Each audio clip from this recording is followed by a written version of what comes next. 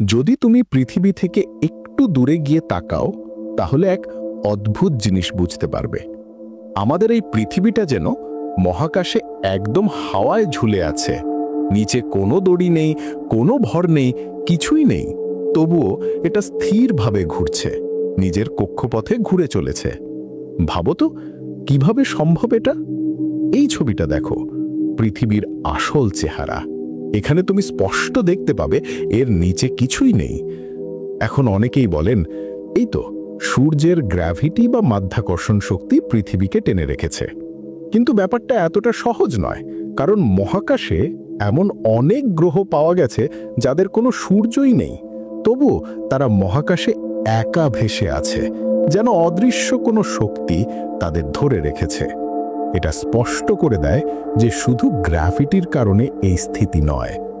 তাহলে প্রশ্ন আসে, এমন কি শক্তি আছে যা সব কিছুকে গভীর অন্ধকার মহাবিশ্বে পড়ে যাওয়া থেকে রক্ষা করছে?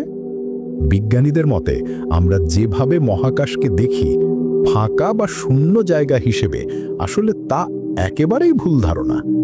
মহাকাশ কোনো ফাঁকা জায়গা নয়, বরং এটি এক ধরনের অদৃশ্য ফ্যাব্রিকের মতো।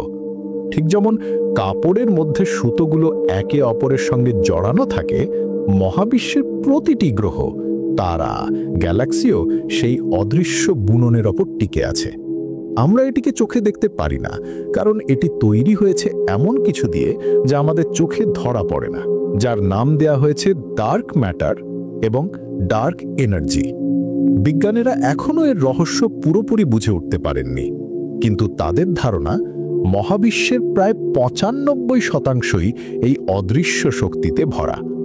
অর্থাৎ আমরা যা দেখি, তারা, গ্রহ, গ্যালাক্সি, সেগুলো আসলে সেই বিশাল অদৃশ্য জালের মাত্র এক ছোট্ট অংশ। ভাবো তো, আমরা কত বড় রহস্যের ভেতরে বাস করছি, অথচ তা আমাদের চোখে দেখা যায় না। এই ডার্ক ম্যাটার আর ডার্ক এনার্জির রহস্যই আসলে আমাদের অস্তিত্বের মূল চাবিকাঠি হতে পারে। কিভাবে তারা কাজ করে আর কিভাবে মহাবিশ্বকে একসাথে ধরে রেখেছে,